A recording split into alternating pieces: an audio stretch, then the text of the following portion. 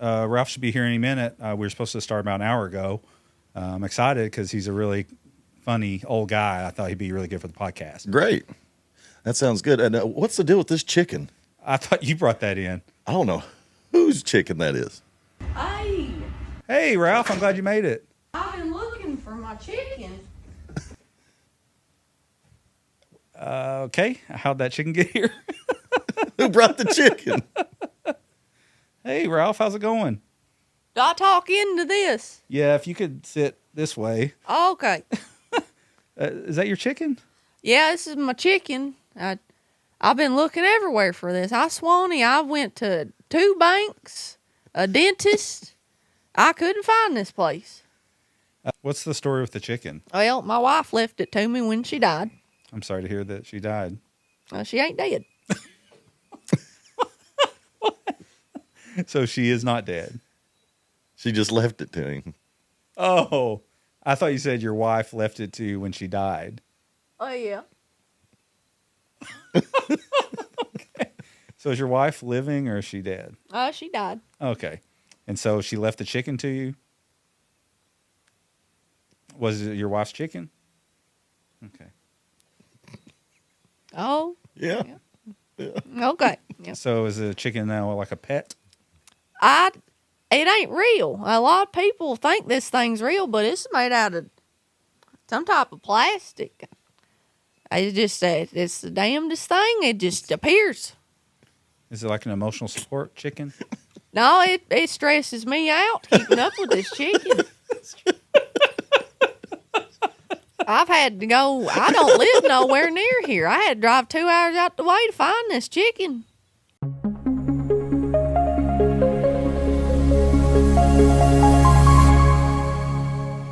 What's up, guys? Barrett Freeman here with the PropertyTales podcast. Thanks for joining us. Today I've got a special guest, Tera Padgett. She's a comedian. She's a singer. She's a writer. She's an actress. She's a producer. She does it all. Yeah. So she came to Corbin to talk to us about her life and her career. So how you doing? I'm here. Thank you for making the trip all the way to Corbin. It's no problem. I've drove a lot further. I wanted to also share why I do music, because I do have a very, very wild, I would say, start to my life. Let's do it. Let's dive in. So the reason that I got into music and started doing music is because my mom and my grandma used to sing in the 90s.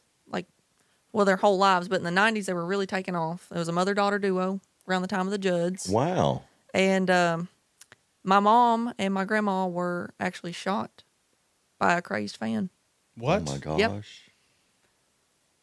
Yep. I didn't see that coming. Yeah, I know. I thought you were just going to have that. Oh, yeah, my parents were into music, so I'm into music. Yeah, it's like a true crime thing. And wow. my mom, she ended up surviving. My grandmother didn't, so I never met my grandma on that side. This happened in the 90s? Yep, 1995 in Casey County. Where were they? Casey County. It was in Bethel Ridge, Okay. Kentucky. Bethel Ridge. I know So where that's at. what happened? My mom said that she was getting up, her and grandma were getting up that day to go do normal errands.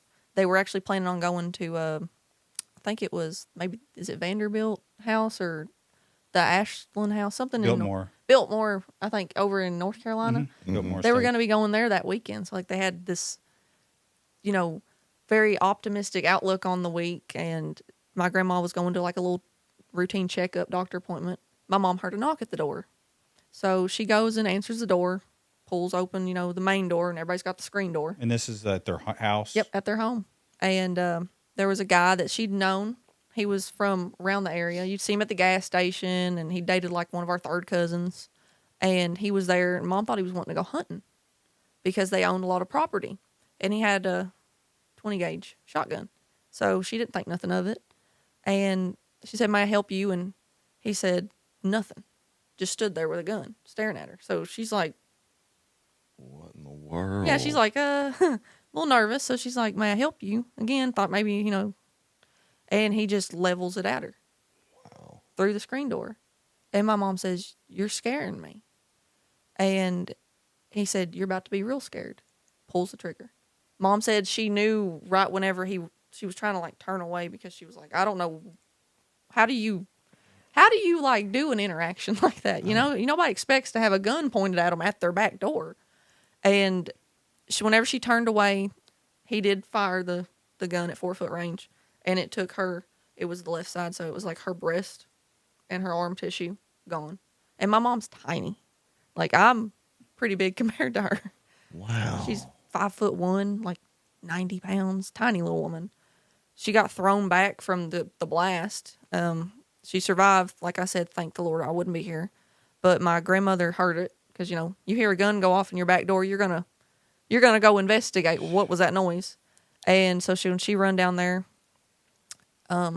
sees my mom shot, is in utter shock, and she pushes the door to, looks up through the main interior door, and says just like, "Please God, no." And that was the last thing my mom heard her mom say, because he Shot her right in the head. Oh my gosh. So she died instantly? She died later because they kept her on life support, but her brainstem was gone, and you couldn't live without a brainstem. Your mom sounds very lucky. Yeah. It's absolutely just bafflingly wild that my mom survived that. First off, like, we had to go through that. As an artist, that's like worst case scenario, that's... how to deal with a fan interaction or an interaction in general. What happened to the fan? So he ended up getting life in prison with no possibility of parole for 25 years. There was a death penalty case, and they spared his life. My mom was pretty upset about that because, he come in and just wrecked everything over something that she didn't understand, and we never got a clear answer until 2020. He come up for parole, but where COVID happened, he ended up dying of cancer before he could come up for parole. Like, he got cancer within a span of like a few months. Wow. It was like divine intervention. Once again, the Lord always looking out for you. All this happened before you were born? Yep. I'm sure that there were some depositions or some interrogations. He first said the dog told him to do it. Okay. And then he said that Uncle he was Sam, or what was it? Son of Sam. Son of Sam. Yeah, he tried to go that route, tried to go insanity. They had proven that it was premeditated, that he'd planned this out. He had been listening to them and like bought some of their tapes and was just really obsessed with becoming a singer. We figured that out in his obituary. It's a picture of him in jail with his guitar, and he says it like he brought a lot of people to the Lord. And I was like, yeah, he took my grandma straight to the Lord. Delivered somebody. Yeah, he took her right up there. I was like, how do you, in good I understand that is someone's family member, but at the same time, I lost a family member, and nobody ever reached out. He never reached out to us in any way for any apologies. He did right after the trial, for good graces. His attorney suggested that he would, apologize to my mom. But over time, he had 20 years. He could have reached out, said something, nothing. His obituary, it said he always wanted to be a musician. So that was our answer as to why he did it. Why? Yeah. Just My jealousy. goodness. I like that you're not trying to be the bigger person here and forgive him. Well, I don't think You don't have to. Yeah. Yeah, for me, I don't want to ever forget it. I don't know how to really forgive somebody for that. Because I was, like I said, I was born 5 years later. My mom ends up meeting my dad and having me, and my dad was actually, he'd seen her on the news and stuff and was like, I thought you was dead. Oh my gosh. Like, my grandpa, Hey, wait a minute. yeah, my grandpa actually introduced my parents, and dad's a mechanic, so he was over there to work on some cars, and he was like, I want you to meet my daughter, and my dad was like, daughter? Out walks my mom, and he's like, the same one that you told me was dead? My grandpa had been telling people until my mom was ready, because she got stalked after all that. There was people that stalked her. Wow. Got obsessed. And I'm sure there's some pretty good news coverage on it. Oh, yeah. Yeah, there's newspaper articles, and I have most of those. I have a tote of everything, crime scene footage, everything. I may ask you to text me a picture of something. I'll That'd be send cool to put it up. Yeah, because my mom, she never really, I don't think she thinks people care about her story. She tells me a lot of times that nobody cares about me. And I'm like, you don't realize how many people would listen if you would just get out there and talk about it. Because it's a traumatic thing. But she tells anybody, if you're out and you ask her, how'd you get that scar on your arm? She lets Buckle you in. Get ready. Wow. Did she lose her breast? Yeah, they reconstructed it. Okay. They had to man-made manufacture her left breast, and they did a really good job at UK. she's very small, like I said, and they told her, thank God that you are small, because they had to use tissue expanders and had her like out to here just to bring her into like an A cup. And it's been really cool growing up having a mom who went through that stuff, because it made me very passionate and I would say more empathetic towards a lot of people that go through innocent victims of crime. Yeah. It's what's interesting to me about this story is a lot of times as the victim, you're expected to like be empathetic toward the criminal and like forgive the criminal and try to understand the criminal. I don't blame his family or anything. Well, I'm saying, but people don't look at the victim Yeah. enough. Like, look what they went through. Like, Yeah. I'm glad the guy reformed, maybe, or whatever. I'm happy that he stayed away from us. That was always a fear of my mom, that if he had a family member or if he got out, and she checked her, Vine account very regularly to make sure that he was where he needed to be. Yeah. Because she didn't know if he would ever come back and finish the job, as most people try to do. Would she have spoken out against him being released? Oh, yeah. She told me she was going to go to that parole hearing, or, the probation thing, and she was going to make sure that he stayed where he was. She was like, if I don't do it, you need to go. I'm writing it all down. She was going to do a video. Oh, wow. Like, she was prepared, and then COVID happened, which, like I said, very blessing in disguise. Yeah. Very much. And now he's gone, and you Yep. don't think about him anymore. Yeah, yeah. And like I said, I don't care, to talk about things like that. A lot of people don't, because it is like a very in-your-face subject. It's something that's Sure. traumatic. And a lot of people don't talk about trauma, and if you don't talk about trauma, you never really learn how to heal from it. There's such an appetite, though, right now in podcasting for those stories. Yeah. I mean, they can't get enough. My wife's the same way. Oh, yeah, true crime is, I've tried to tell my mom, I'm like, true crime is like, have you turned on Netflix? Everything's a documentary. Everything. It's true. They're documenting everything. It wears me out. My wife loves watching them, and because I'm a lawyer, they show the You're like, I live it. depositions. I was like, it's like I feel like I'm back at work. Yeah. So it's not interesting to me at all. You need to watch some of we watched the Joplin, Missouri documentary. I like that one. That was a very, like I said, you'll have this optimistic day. There was kids graduating, just moments before. The tornado? Yeah. We watched that, didn't we? What was it called? Twisters? Yeah, it was like yeah. Twisted, something along those lines. Something yeah, like we that. watched it, and that's our character for me, because that whole thing was just like evidence and video and deposition. I couldn't stop watching it. Yeah, it dragged me I along. was hooked in. I didn't know if it was super different than like something you're used to. I know whenever I watch stuff that's about stuff I've experienced or know about, knowledge is a very, very good key to have. Whenever you watch a movie, you can point out like, that's wrong. Yeah. They're doing that. That's incorrect. Like where I play guitar, I'll watch people, fake playing guitar. Yeah, actors. And I'm like, that is not. Wait a minute. That is not. I don't even know how to play guitar, but I'll look for that too. See how realistic. Maybe Like if them your on the hand's like piano this, or- little Lego moment, just sliding up and down. So you did mention singer, songwriter, poetry. How'd you get into comedy? I've kind of always been into comedy. Like my family's a very funny dynamic in itself. Like comedy's something that if you don't have the money to go anywhere, you can always do something to make people laugh at home. So like we didn't have party games and like anything that you'd have now at Christmases, we'd make fun of each other. Like we'd impersonate each other. Kind of sharpened your wit. Yeah. Stuff like that helps you get through them hard times. Because if you don't laugh, then stuff gets rough, True. I can't imagine. I'd love to have a camera crew maybe at one of your Christmases like 5 years ago. It was about 15 years ago. It would have been very, very comic. Like the people always say that me and my mom and my dad and everybody should have had their own reality show, like the Osbournes. Yeah. Did you guys joke mean, joke funny, joke silly? There is no real, like, you have to have a tough skin in my family. There is no mean joke. Anything that hits hard or hits home, it would just be like, we'll just get over it. It's true. If it's true, shouldn't be mad. And that's something I kind of live by. Yeah. So what kind of comedy are you doing right now? A lot of character acting. I've tried my hand at stand-up. I'm still like, I want to get into it. I want to do it. There's nothing I don't want to tackle in life. Because I feel like if you learn how to do everything, you're making good use of your time. Sure. But character acting is definitely something tie back from Christmases and all that. The impersonations, my character that I do, Ralph, based on my real life papaw, is something I started doing because we would we like to make my grandma laugh. We would do like different things impersonating, her husband, because she had one of them old Appalachian marriages where he was just happy to be there and she was not. Oh, God. She loved him and stuff, but there was always times where she did her own thing. She liked to throw big old get-togethers, big parties.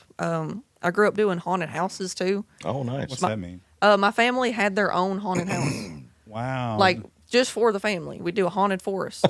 Like, I don't know who funded that. That's impressive. It was pretty It's cool. a lot of work. Yeah. Yeah, I come from a really big family. So everyone, like the uncles and the older cousins, would do the scare act, and all us kids would get on the hayride. And my clueless papa, would drive the tractor. Drive it around. Yeah. Wow. The last 2 years, we've done the Ferriston Haunted Forest. I know Billy's doing some kind of collab with Yeah. them. They're great people. Plessy and what's the woman's name? Lisa. Yeah, Lisa and Plessy. And Lisa's the one you talk to. Plessy, he likes to be behind the scenes. But so last year's, we actually just had a film crew follow me or somebody related to our companies through. So I'd love for you to do that this year with us. Oh, yeah. Because Billy's going to be. Yeah, Billy's gonna be there anyway, and so I the first year I had a pretty girl go through, and it did very well. But then that same girl couldn't do it, so I had me and one of my guy friends, and of course people like seeing girls get scared more than guys. See, I don't really get scared because Used to it. well, yeah, and I know they can't touch me because I've Yeah. gone to, you name a haunted house in Kentucky, I've experienced it, except for like Black Orchard and stuff that's towards E-Town. I want to go up there to that because it looks so sick. I love it. Have you heard the one in Junction City Yep. where they put you in like a coffin? Houstonville Haunted House. Houstonville Haunted House. Yeah, I've been through there many a time. How was it? It's honestly, it's still got that old haunt feel. And I like that because with haunts, there is no blueprint. You kind of just go into it and see what sticks. Like every year, you just read your feedback and another tough skin industry. Another tough skin industry. Do they still have the if you survive this experience, it's free? I don't think so because they moved it to Junction. And I know everybody used to talk about like the moving floors and all that in the old one, but I think it burned down. So 15 years ago when I was at Center College in Danville, we had some buddies go, and back then they would put you in a coffin for 30 minutes. Oh, God. They'd make you drink curdled milk. They'd put It used to be extreme. insects in there, and if you stayed the whole 30 minutes, it was free. But if you didn't, I think it was like $30. But they gave you some kind of like Saw experience. Yeah, a little psychological horror.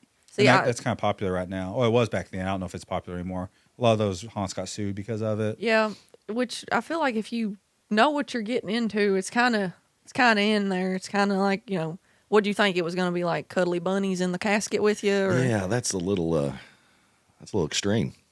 So what's interesting is they usually make you sign waivers, but waivers in Kentucky are it's not helpful. Yeah. You can sign all the waivers you want, but if you get hurt or so, you can still sue. Yeah. And so these haunted houses thought that they were bulletproof with this waiver. Gave them the green And check. no, they hurt somebody or caused emotional distress, and they're still getting sued. And finally, just got to the point where it just wasn't worth the insurance to do business. Yep. Oh, my gosh. Yep. And I saw one where they actually shaved the woman's head. That's McCamey McCamey Manor. Yeah, Yeah, McCamey Manor. Oh, my there's a whole gosh. expose on YouTube that Reckless Ben, he has a YouTube channel. I love his channel. He does like investigative journalism. He went in and he stuck it to Russ McCamey, basically. He went in and proved there is no haunted house. Yeah. That like the money's made up and like all that. It's really good expose. Just a publicity stunt that he's doing. Russ used to have a haunted house, went through a divorce, and then also got sued by, California and different Tennessee, all these different places for the haunts he had because they were doing like injections on people. Oh, gosh. Dragging people behind trucks with like chained up on gravel. It was like beyond a haunted house. That's not like, haha, I can see some humor in it. It's Yeah. like, this is torture. This is not okay. I also believe that you can sign up for anything you want in America generally. So that's the other side of it. But it should have like a lot of these people thought they were going to be he would talk about like an underwater like swimming thing like in the dark, and there is none of that. So you're going for one thing, you're thinking like Indiana Jones zip line. There is no Yeah. zip line. there was nothing. It's just some dude at a house spraying a water hose on you in his yard Oh my God. with a barrel chain. Like he had Reckless Ben with a big metal barrel and chains on, crawling, just doing exercises. It's like a really extreme hit workout. Wow. Like, I mean, I brought you on here to talk about comedy, but you seem to have a passion for horror as well. oh yeah, I've been doing Elvira impersonation since I was 10 years old. Oh, really? Yeah, that was where I started into character stuff. Was Elvira all the way. Cassandra Peterson. That's great. Yeah. And so I guess with the family doing their own haunted. Yeah. My granny, like I'm telling you, if I wish, like, you don't know how bad I wish she was still alive. She just recently passed away. Sorry to hear that. If somebody wrote a book on or documented all the stuff we were doing, because it was good, clean fun, and it showed me Halloween can be every day. Like, I dress like this just to go to Walmart. I look like Randy Savage. Here I go. Gay Randy Savage. Macho man. Yeah. Yeah. That's really funny. I get a lot of inspiration from drag queens. What I want to say, this is something that I didn't even register with me. Where I dress as Ralph on the internet, I'm technically doing drag, but not in the way you think. And that's been something that has been really cool. Is I've started like a base with people that are like, you've made it really like almost normal in a way to like bring in a scene for women to do drag. Because like men have been doing it, for years. Name a like famous female drag queen or drag king. Does it exist? Yeah. It's starting to like pick up on it. And I love like Lady Gaga. She does her alternate character on stage sometimes. It's like this Italian guy with a cigarette. And it's so cool to just see how you can like become another person. I love that. Like character acting is just so entertaining, and it takes a lot of talent to be a whole nother person, especially for a long duration of time. So what just briefly, what are your follower counts right now on the different social medias? On TikTok, I'm at, I think, 338,000, 39,000, somewhere in there. I'm about to hit 400,000. Wow. It's been a drive. It's been a ride. I've been doing TikTok since 2017.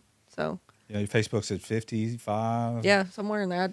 I just now recently made my Facebook into a professional type of thing. I've been running it as like a ad friend thing for a while. Just doing stuff for free. Yeah, because I've been doing social media. I'm from the Gen Z age, so I grew up with social media, and seeing the count and all that, like the numbers, I don't really even care about it, which is what's wild to me. Like when I first started, I was like, oh, they're getting more likes. Somebody got 50 likes on Instagram. Oh no, I only got 17. But since I've started actually doing stuff I enjoy with my music, with my comedy, it's like I don't really notice the numbers, only like on TikTok, because I want to make sure that it's doing well, but it doesn't really bother me when I post a picture. I'm like, well, I know I'm ugly. Well, when I do the edit on at this part, I'm going to put up the picture of you in front of that pink truck. Yeah. And you're in like Daisy Dukes. Yeah. Or something. Well, in front of the red truck, my profile the red picture. truck. That's yeah. what it is. That's my dad's truck. See, I got into TikTok doing car content. What's that? So TikTok, when it first started with niches, you had girls doing like makeup tutorials. You had people dancing, of course, lip syncing. And I noticed there was nobody that was a female doing car content. So I would make jokes about like losing the 10 millimeter socket. Oh, yeah. Because I worked on cars with my dad growing up, and the red truck, the big lifted Chevy, is actually like a family project. It was a pulling truck he had. He used to do truck pulls when I was a baby. Kept diapers on my butt. It was like pretty ratty, He decided to do his first paint job and first body work thing. My mom did the body work on the car or on the truck, and my dad did the paint job, and I supervised because I was like 4, but I was there. I was present. I don't see anybody like you on my algorithm. It's been hard to find somebody that's as multi-talented, I guess. Well, I'm saying just all your tags. Maybe Southern comedy, but like kind of pink, blonde Barbie, but also, knows Appalachia. Yeah. But because I guess because you and I have been circling each other just in business, the algorithm has been pushing a lot of female comics to my algorithm. and I've been trying to pay attention more just because with Billy and with other people. Leanne Morgan, that's another really good stand-up And she's comedian. coming to Corbin. I was gonna say coming to Corbin Arena. I want to go. And I wouldn't have known who she was, but the algorithm's been just pumping her into my phone. You're welcome. If you guys go, let me know. I'd love to go. Yeah, I would say she's more of a wife comedian for me because all of us get what she says about what she says. There is stuff that men will find funny because she is funny. But if you're a woman and you want to find a Southern woman to relate to, go listen to some Leanne Morgan. She talks a lot about the debacles of having a Southern husband. Have you ever met her? No, not yet. I'm going to reach out to her too and see if while she's in town for briefly, if she'd be interested in some kind of collab. Because I mean, I didn't know she was before. Yeah. So and clearly she's on the road trying to build her base. So, And she's got like a really good family driven thing to her too. Is what I like. Like when she finishes her shows, she'll bring her whole family out to take a bow with her, like her kids, and they're all grown now, grandbabies and all that. I'm like, that's just so sweet to me that she's up there talking about like these stories of when her kids were little. And everybody's laughing, and then they get to see the kids, and it's like very heartwarming. I like that. I think you were on my podcast 2 or 3 weeks ago, and you said that was your first podcast. Yeah. It seems like you've been getting more invites lately. Yeah. I think you did one like the week after. Yeah, I did the one at the cupcake place, and I did by accident, kind of by divine intervention. There was the singer that was supposed to show up and do the karaoke contest, and I ended up stepping in because they didn't show up. Yeah, we're there for like 2 hours, and we're like, where are they at? Yeah, you said you were going to go over there for like 20 minutes. Yeah. It turned into like a really good like energy. I liked the vibe. Billy got to talk to him because the guy that was running the podcast was also in the Army. A lot of bad experiences. I'm sure. A little trauma bonding going on. I've never heard of that podcast before. Do you know what their numbers are? I don't really know. I need to look. I think it's they got a new page and stuff, like the No Sugarcoating podcast has its own page because they used to have a previous podcast. Is there any downside to me advertising my podcast like the #1 podcast in like Corbin or Southeast Kentucky? Because I think I am. I don't know any other podcasts other than them. There's a few. There's some really rough ones. Like they literally just live stream on Facebook. And yeah, I've got a few like baby podcasts that are like little seeds starting to sprout, reaching out to me. Like I had one for wrestling, reach out to me. I was like, it's the jacket. It's the jacket. They know. And do you ever do anything with that Southern wrestling program? I've not. I don't. I have been reached out to do stuff. Like my uncle used to announce for him a long time ago and tried to get me into it. And I was like, okay, maybe. He said, we don't have any woman wrestlers. I was like, who am I going to wrestle? They want you to wrestle. I was like, who am I going to wrestle? You're just going to beat your body up. Yeah. I'd love to hear you announce. I thought about getting into that side of things, but whenever he told me that, I was like, so who am I? If I'm the only girl, what am I supposed to do? Go out there and just like, come here. And just go off in the corner like I've got some type of like delusional like hallucinations going on. You're also going to be 30 with a bad back. Yeah. And that's not worth any amount of money. Yeah, I've not really grown up I did gymnastics as a kid, but I haven't stuck with it, I don't think I'm going to be out there being able to pull out them moves anymore. Flying off the top rope. Yeah.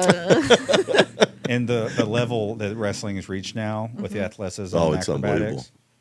Yeah, I mean, they just left us all behind. Yeah, it's like watching Olympics. Like, it's the Olympics. It is. I mean, especially the Miz and those guys, like they're doing double backflips Yeah. off the top rope. It's ridiculous. Why are they not at the Olympics? That's what I want to know. Do you have any interesting stories that have happened now that you've reached a larger audience? This is one of those questions where if you need to brainstorm for a second. Yeah. Because people do love those stories. Any weird fan interactions? No, not really. Thank God. Thank you. I haven't had anything bad yet, I would say. I feel like when you've done consistent travel for about 5 years, that's when you get a good hitter. That's when it takes about 5 years and you'll get one that's like, well, I'm glad I'm alive. You know? Gosh. Well, do you think that you're shielded a little bit because of the Ralph character? I would say it's a blessing and a curse. Like I said, Elvira being a very big inspiration for me. I learned a lot with her because, you know, big poofy bouffant beehive black skin tight dress, and then the woman that's out of character is a redheaded, blue eyed lady who, you know, dresses pretty modestly, I'd say. So it's two different people. Yeah. So I get noticed, but I don't get like inherently like rushed and stuff. If I'm dressed as Ralph, it is like bees to honey. Like, Bees. it is. So you've gone out as Ralph. Yeah, I like to go out as Ralph. Like I would prefer to go to a bar dressed as an 85-year-old man than I would a woman, because I get to go up and just do what I like to do, talk to people. There you go. So you'll go out to bars, and do you film content as him, like out in live? I have, but I don't typically do it often, because that way I can just like surprise people. I don't ever let people know where I'm at. So you just do it for chaos. Yeah. Oh yeah. I love chaos. No. I watched Jersey Shore growing up. Of course I love chaos. That's funny. I told Billy last night, I said, you can actually sit back, eat a meal, watch Jersey Shore, and be like, man, this is so nice not having to actually be there and deal with these people. Yeah. Because I like to go out and watch people go through like debauchery, but I don't like to actually have it happen to them. Nobody likes to have it happen to them. But you want to sit back and watch it. Watch it unfold. Yeah, that's why Jerry Springer got such good ratings. That's true. Yeah, I'm curious if the algorithm started pushing crazy content to you just because you've been in my orbit too. Well, You know, like houses and rents and land. I've gotten a lot of stuff, but I've been looking actively at real estate and stuff because I've always wanted to own a trailer park and affordable housing. I always said, because Dollywood was a big thing for me growing up. Like that was the Yeah. that was heaven, you know, and it still is. Dolly Parton, big inspiration, if you couldn't tell. And I said, she does such good things for people, like with her imagination library and all the stuff she does with outreach for helping. And I said, what if I become like this multinational star, singer, whatever? I own trailer parks around the United States, and every year I draw the name of a trailer park that I own and do a free live concert for the residents. Like that would be an incentive to live there, and also a way to Sure. pay back for, you know, helping people out, because I want to bring back like $400 a month rent for people that are starting out without credit. I get it, but it's hard to do, especially Sure. with the market like it is right now. Buying trailers is hard. Well, remember the little guys like me when you need somebody to manage them. Yeah, I would love to, like I said, own something that would be like, I'm talking massive scale, like Right. 20 trailers in a park with decent yards. I want to put playgrounds out there for kids, Sure. community centers, because they're trailer communities. You know, there's people there that need a sense of neighborhood. Did you grow up in a mobile home? Why? I did. So Yeah. that why you kind of have a passion for it? Yeah, I've seen a lot of people that I grew up with and myself. Some people, of course, had it. Somebody always has it harder out there than you. Were you in a park though, or was it just a trailer on land? Trailer on land, lived across from my granny's double wide. So Okay. it was like everybody's trailer. It was a spaced out trailer park, you know, like a trailer subdivision. Like a family compound. Yeah, there. family compound. Yeah. Very, very much. What do you, so like it was family? Yeah. Oh, we call that a holler. Holler. Yeah. Yeah, we called ours back in the back. So we'd be like, we're going to have our haunted house back in the back. And that was, everybody knew, okay, this day be there. I translated that word. I said hollow because that's how it's spelled. Yeah. Yeah, holler. Yeah, but we say holler. Holler. I was like, I know if I say holler, there'll be about 10,000 people that watch this. Like, what was that word? I don't think people use the word hollow outside of Kentucky. Have you seen that somewhere else? I think West Virginia has them. Oh yeah, Yeah. they probably invented it. But yeah, I think that's a thing for Kentucky and West Virginia. What do you think about managing 100 trailer parks, Ronnie? Bring it on. So Ryan, Ryan works for our company as well, and I've been forcing him in front of the camera a lot. So, are you also a comedian? I'm not a comedian. He's saying that now, but when the cameras aren't rolling, he would say Could have he was. fooled me. You I'm could have not fooled a me. comedian. I actually work for the Freeman Brothers Properties. My job pretty much is for flip houses and getting contractors and vetting the whole process, making sure everything gets completed on time. He chases the contractors around like wild cats. Yeah, it's hard to herd them contractors. sometimes. It is hard herding cats. It's sad. The contractors will be like, I'm going to be at this house at 9 a.m. on Wednesday. You know, give us a week notice. Great. We'll see you out there. Ryan will be out there at 9 a.m. no contractor. Nobody. Get there 10 a.m. No contractor. Nobody showed And then up. you call them and no answer for a few hours. Yeah, it's been a learning process, but I enjoy it. So I got to know with contracting, have you had more trouble out of younger contractors or older contractors? Both. It just seems like it's just hard to get them there. Once they get there, usually they do really good work. We haven't had many that we've had to,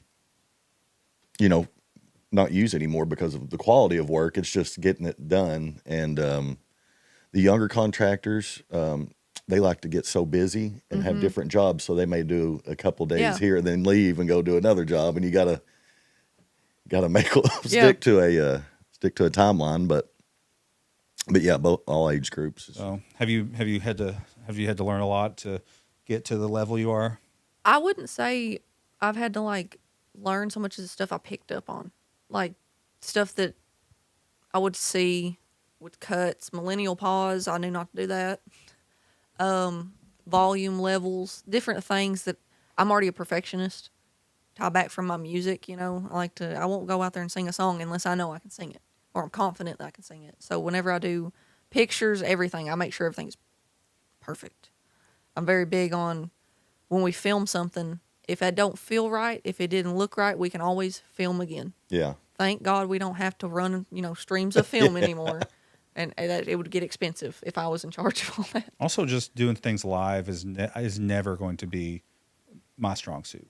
Yeah. It might be a control issue I have, but I just want to put out the best product possible. Yeah. And I'm just not good live. And I should be good live. I'm a lawyer. I'm having to talk in front of people, and you only get one take in court. Yeah, you just let it flow.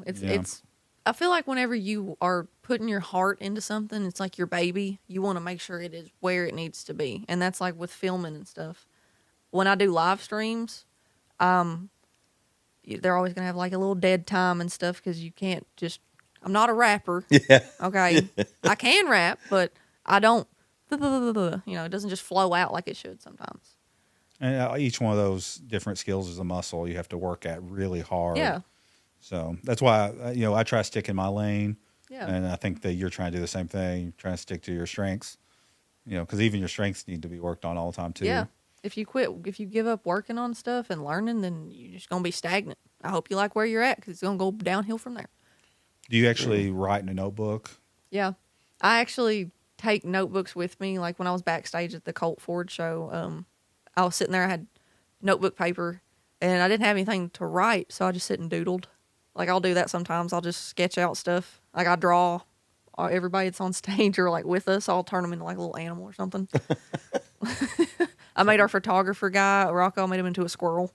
Like, he was like, why am I wearing a wizard hat? And I was like, felt like it. It's funny. So, but you just have a pile of notebooks with just jokes and doodles? With songs, doodles, jokes, ideas, notes on my phone. I have to go through and reorganize that about once a month. I'll get in my brain, I'll go, it's 3 a.m. I'm fully awake. I probably should be asleep, but I'm going to go through and organize my notes. And I'll find stuff and be chuckling. I'm wanting to start doing music and get more serious into that because I've always wanted to do music. I just knew it wasn't the time. So whenever I was 17, 18, 19, trying to go into music, at the time they weren't really picking up on the younger blondes in the country scene. So I was like, I want rock to come back. I want real country to come back. And now we've got like Zach Top. We've got some Zach Top. Phenomenal. Yeah, he's great. Absolutely. Billy Strings, like the bluegrass is, everything's finally shifting the way it needs to. Yeah. Because pop country was around for a while. I listened to it. All right, Florida Georgia Line. I'm guilty. I'm jamming to Cruise. But we finally hit this like pivotal point, I feel like, in art where it's a renaissance and a rebranding of things that I feel passionately about. Like 70s music, that's all I listen to. Is it just a matter of putting your stuff out there on social media? Yeah. So when I was starting, Facebook was where I was uploading most of my music to, and it wasn't doing super well because it was just filming it on an iPhone SE, putting it out there, didn't have like a better quality to it. Yeah, Kane Brown started just on Facebook. Yeah. I remember his videos before anybody knew him, and now he's on MTV New Year's Eve. Yeah. It's getting around the right people too. Like going and not being afraid. Like I'd loom around when I'd go to shows. I would just loom and make sure I talk. I was like, I'm going to talk to them whenever they get off stage. They're going to remember me. I'm going to get phone numbers. Like I'm going to find a way because I felt so passionate and I've got a lot of drive for music. Have you found that people are generous with their time and energy with you since you're in the same industry? Yeah, it's like we're all in this together. No pun intended. High School Musical. But it's something that you find your people, and not every artist is gonna like get along on the same things. Like everyone's an individual. A lot of times people forget that if you have rappers, they're not all the same people. You know, if you have singers, they're not always gonna like the same music. Like my inspirations growing up aren't the same as other people's. I don't listen to a lot of new music. A lot of people do. Like they'll ask me, "Have you heard of this singer?" And I'm like, "No." I'm like, "Name somebody from the 70s and I got you." All right. That's how it is in real estate too. That's why I was able to ask it. Because it's such a big world, just like entertainment. I've always found that these guys, they're 5-10 years down the road where I want to be. They've always been very generous with their time. I'm like, these guys flew in on a private jet and have 16,000 houses. I'm sitting here with a fraction of that.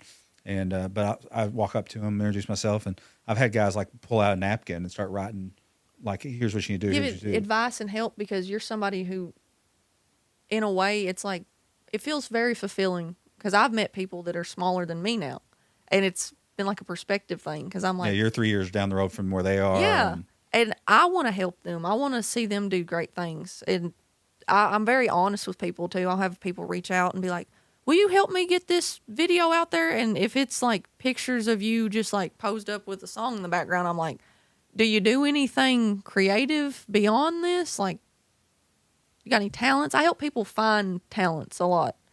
Like, whenever people reach out to us about like the filming stuff, they're like, "What should my inspiration be?" And I was like, ready to list off like the trivia brain. I was like, Joy from My Name Is Earl, Lucy from Trailer Park Boys. I was like, here's your inspiration. Roll with it. Watch Squidbillies. I don't know. Oh my God. Oh, boat truck. So with realty and stuff, I've got to know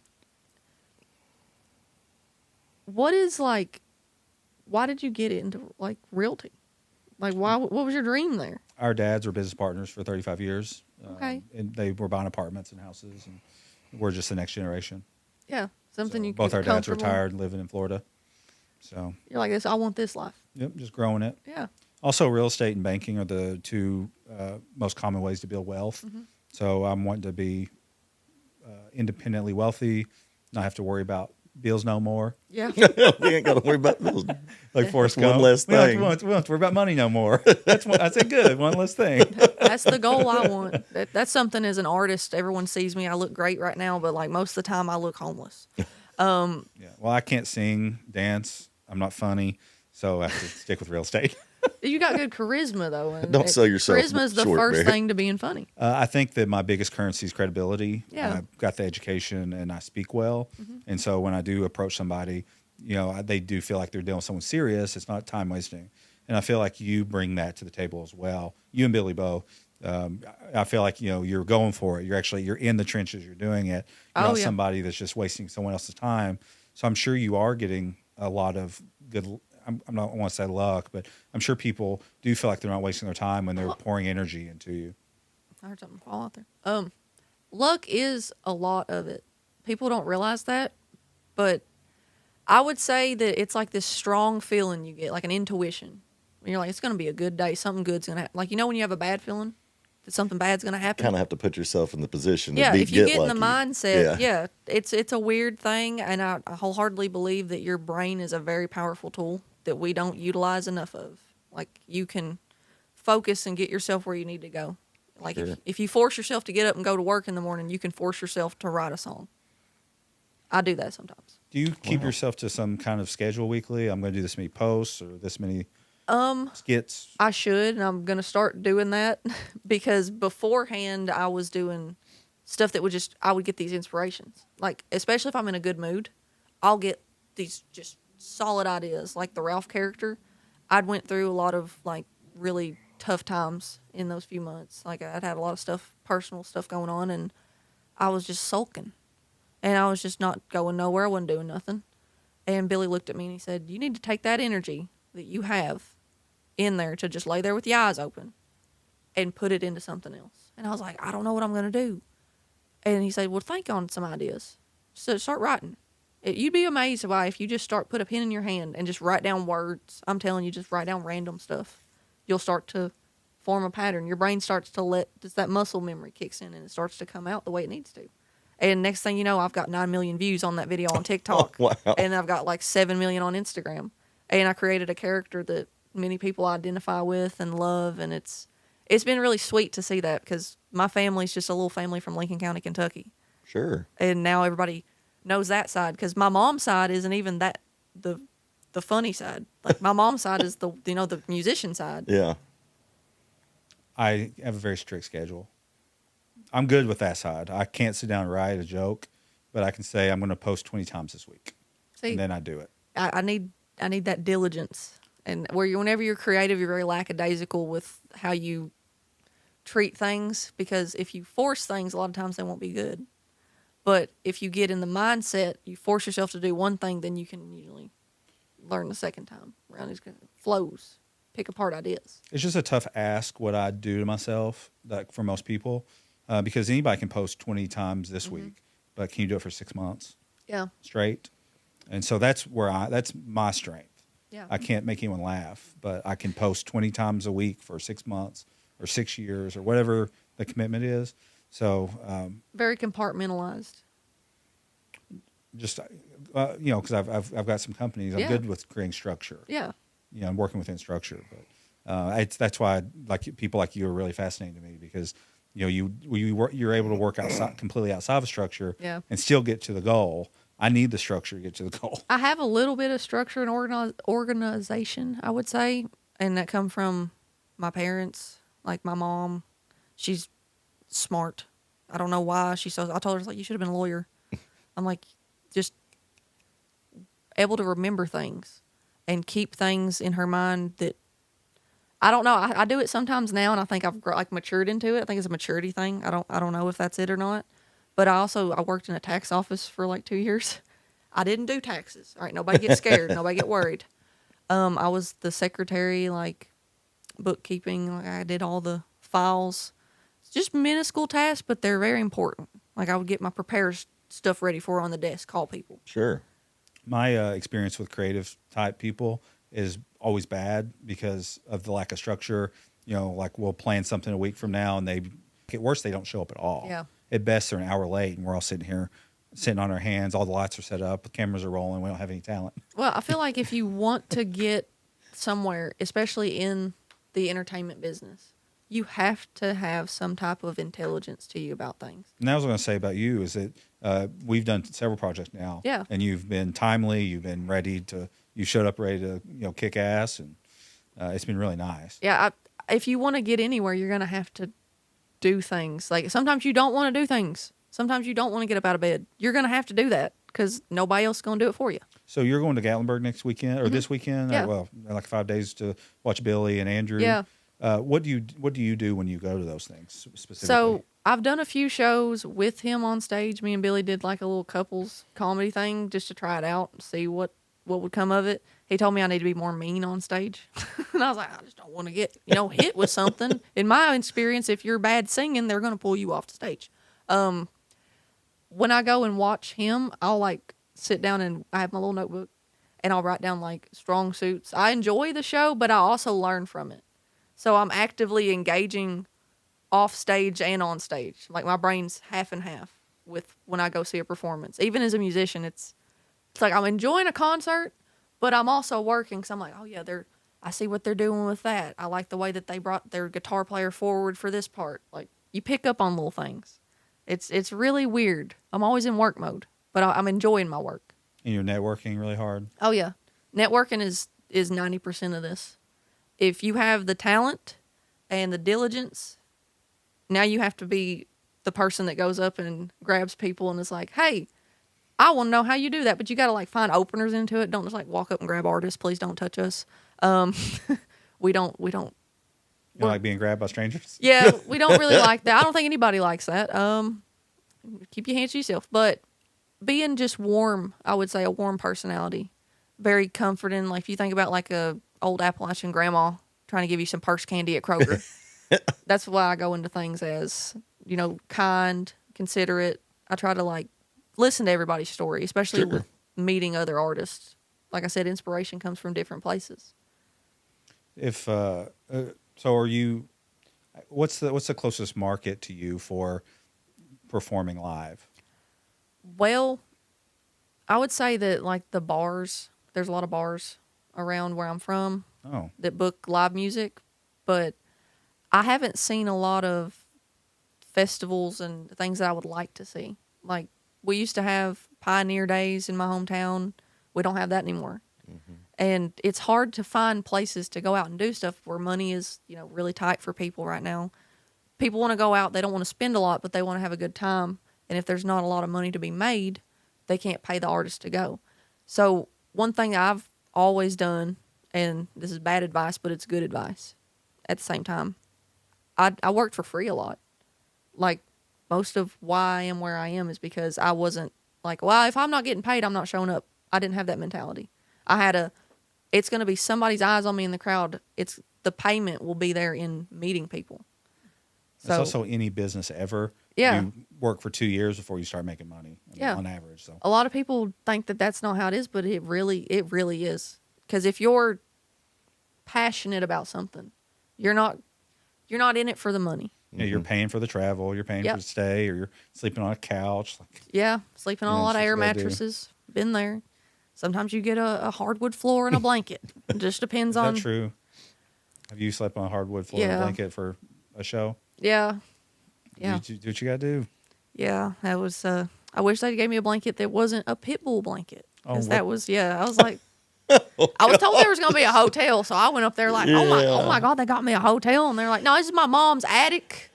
You can sleep there. We don't have the hotel fell through, and I'm like, there was no hotel. Oh yeah, my just goodness. move those boxes. There's all kinds of room. Yeah, I'm like, oh, this is nice. Oh yeah, Sorry about the dust. Yeah, I'm like, oh, this is... insulation in the air. That's a nightmare. Yeah, traveling, you have to swallow your pride a lot. You meet a lot of people that you're like, well, I'm not gonna, haul off and do what I want to do, but I'll let them go on their merry way, and I'm never gonna talk to them again. So Tuck Fard told a funny story on his. It didn't make the podcast, and he may have just was talking to us, but he said he collaborated with Billy a few months ago, and I didn't know who Billy was at the time, and I've seen some of his stuff, but he's like, but Tuck's like, yeah, because I put him up in our Airbnb on Main Street. He's like, when I collabed with Billy, I had to sleep in the back of my vehicle. Yeah, and I was like, I think that's probably more common than not these days, but it did blow my mind a little bit, him having to sleep in his vehicle, but he has that big van that he has a big. Oh, I saw the van. Yeah, I saw that. I love his van. It's basically an apartment on wheels. Yeah, he could throw a mattress back. He's acting like he was on the back of like an El Camino or something, but he's got a big. I don't even know what you call those things. Commuter vans. All right, it's been another episode of the PropertyTales podcast. Thanks for joining us. We'll see you next time.